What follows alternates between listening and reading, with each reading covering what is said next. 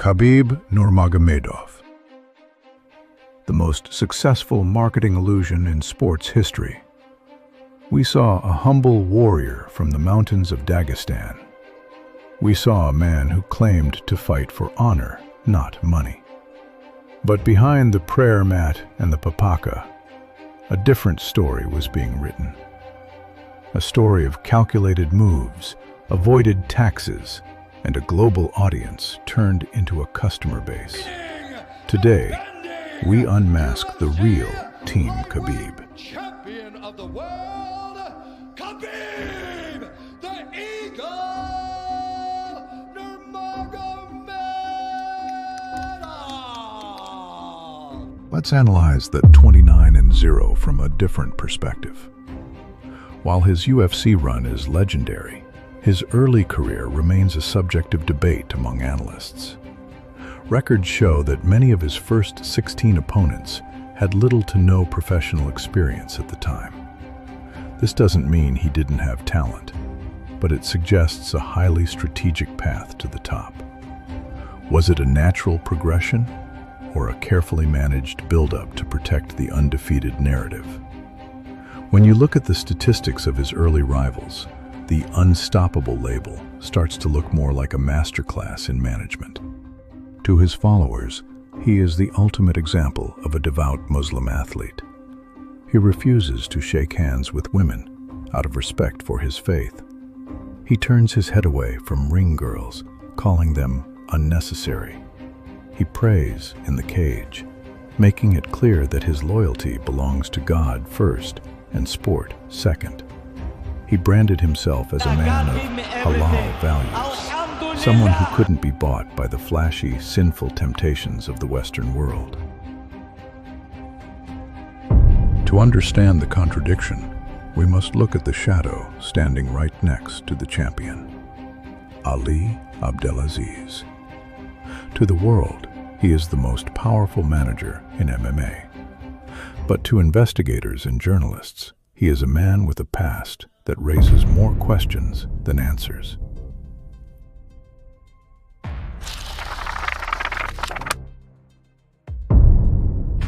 The shadow deepens when we look at the documents.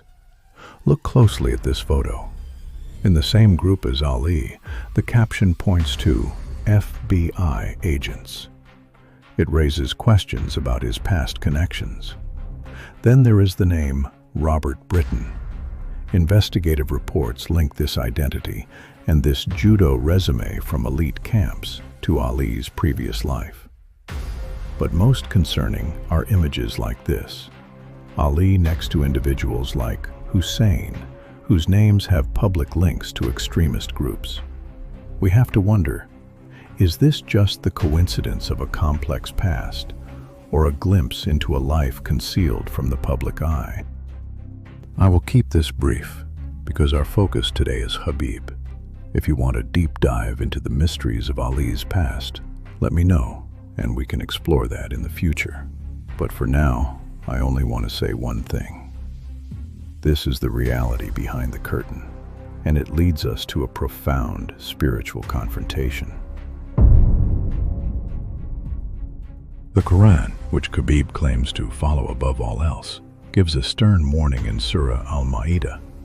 O you who have believed, do not take as allies those who take your religion in ridicule and amusement.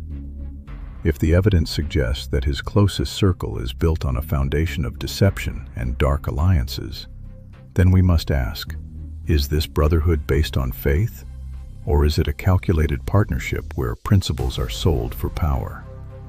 The proof is before your eyes. You decide. Watch this clip closely.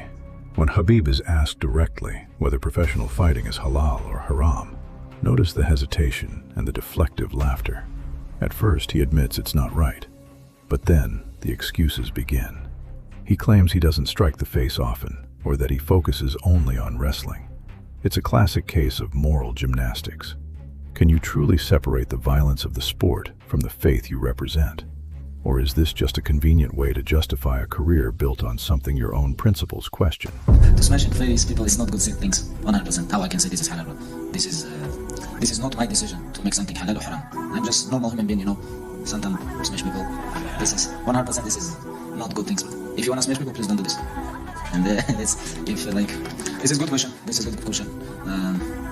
You know, like, but it's I don't agree with people who can punch face. You know, that's why I prefer like choke wrestling.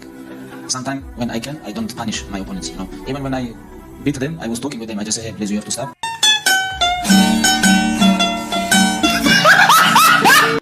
Let's show proof. The Quran strictly forbids causing intentional harm to oneself or others without a just cause. In Surah Al-Baqarah, it is commanded, "And do not throw yourselves with your own hands into destruction."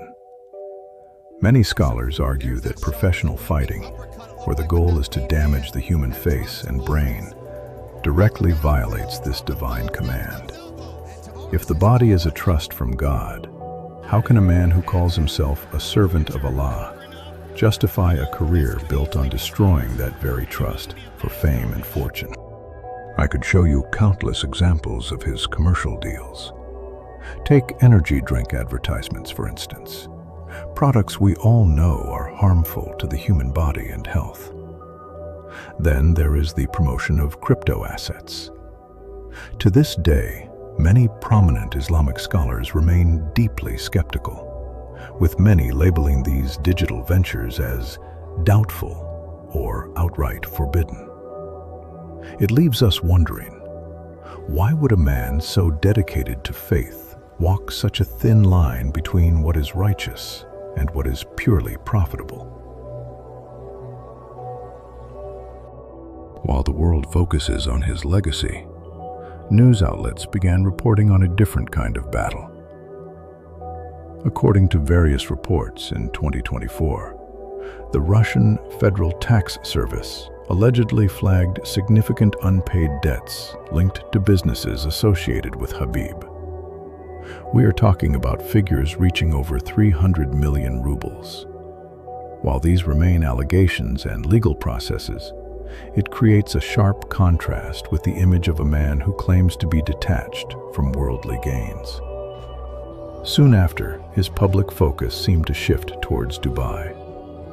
Is this a strategic business relocation, or, as some critics suggest, a way to distance himself from financial scrutiny? We don't have the final answers, but the timing of these events leaves the public with more questions than ever.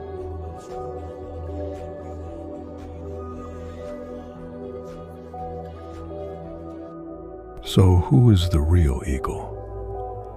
A humble warrior of faith, or a master of global branding?